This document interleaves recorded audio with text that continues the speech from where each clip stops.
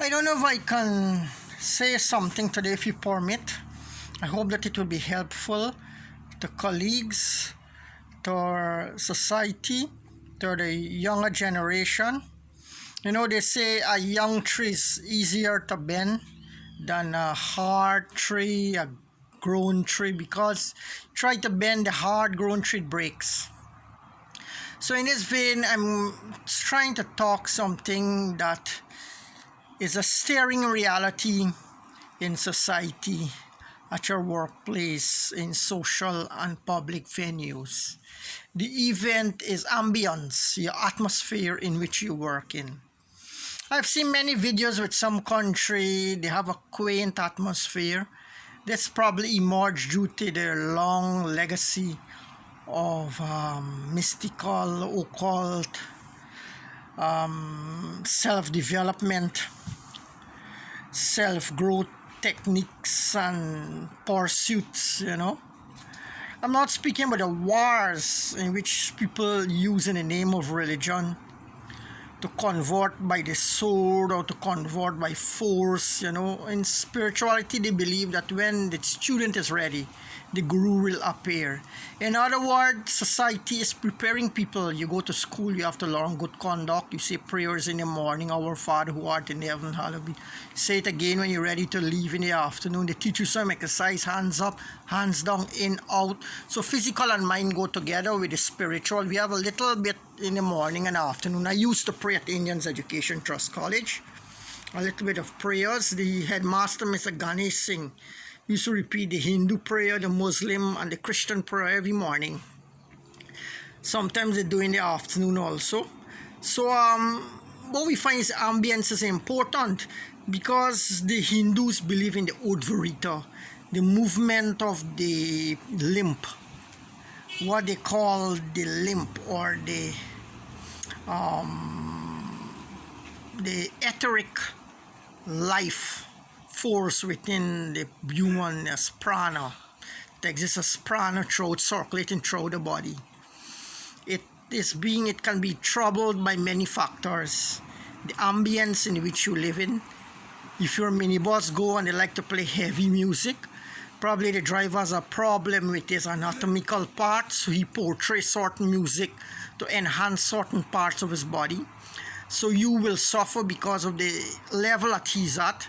So we have leaders with different circumstances and positions in life. So there are different people you go to work there. Some people are in the category of trying to become. Some are becoming and some have become. The issue is that in their journey, they may not take the exact path, but it might be a long, treacherous, roundabout journey. And those who have a scientific knowledge and determinate knowledge how to reach that end, they might find many obstacles and foibles in the material level and the material life. But we don't know that leaders are there, people are there in society, in your workplace, in school, in offices, in public social venues, who can afford you a peep into reality, a portal into which you can see possibilities, avenues, hints, signs of higher life force, of colors, of variegated life impulses. And these you can be inspired, you can have hope, you can have courage to speak, to live. Some people use that hope, that inspiration to do many vociferous activities. They dress themselves, they clothe themselves, they move themselves at a plane that is not the essential goal of humanity or the highest goal of humanity. So what happens is that if he uses it in his power and authority, he can affect a great section of the neighborhood, of his classroom, of his society. So that leader who can sense the finer things of life, who preaches a doctrine about the expansion of the soul and the mind, to commune and communicate and extract and dissolve wisdom, which can be used as a potent medicine to elevate our society and our own personal life. He is the most wonderful of leaders. He doesn't offer you a doorway to the lower realms of the body, what you call the lower plexuses, the sexual plane, the appetites, the smells, and the discourtesies you might find in your surroundings. But he might afford you a glimpse into psychic panorama, higher feelings, higher tastes, higher experiences. That's the kind of people we want to guide society, who can take us to the highest. Not one that will take you to the realm of aggression or the realm of competition, distrust, hate. People can force you and make you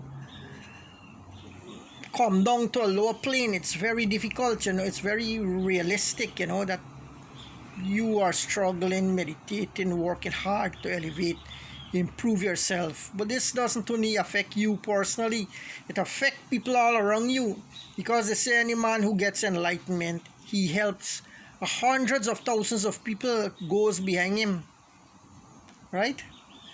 So then if you're living in a community or a society who are new to these sort of things, they don't know the way of, they've been kept in bondage for centuries, they've been enslaved physically, mentally, spiritually, living in a slavish state of mind, what they call static or tamasic mentality. These finer things and subtler things might be quite alien, might be quite something else you shouldn't talk or speak about. What I do know is that which is good and wholesome should be spoken about, should be eulogized, should be recommended and encouraged, while those that are on the negative side should be curtailed, controlled, conditioned, restricted, and regulated or for the mass. Most people cannot be fed upon the energies in the lower plane if the body is not strong enough to receive it. So this is reality, and this is what I'm speaking about. Your ambience is important. The ambience of your outer and inner life. Your outer life affects the inner life. Those yogis who are coming out of Europe, the West, of Africa, or the Caribbean, they show different qualities from those that are homegrown in Asia. Traces of the lower planes are quite evident in every movement, every breath, every step, every word. You can sense, if you're keen enough, what they went through already in their life. You can see everything. So that's why in an enlightened person, he can know you just by a look, just by a glimpse, just by a touch of your cloth, just by contact with your vibration, your auric energy. He can know your whole history, because everything is there in the what they call the records, the vibratory records. Some people say Akashic, the astral records. Some people say Linga Sarira, different form for the astral, but everything, every movement, every act is already imprinted in your subconscious mind. People are carrying their own cross. Some people are carrying other people's crosses. Some people don't want their own crosses. Some people want other people's crosses. But in the end, your cross is the best for you. So let's see how we can improve our life, our society, our surroundings to meet that competitive goal that should be ours. Namaskar.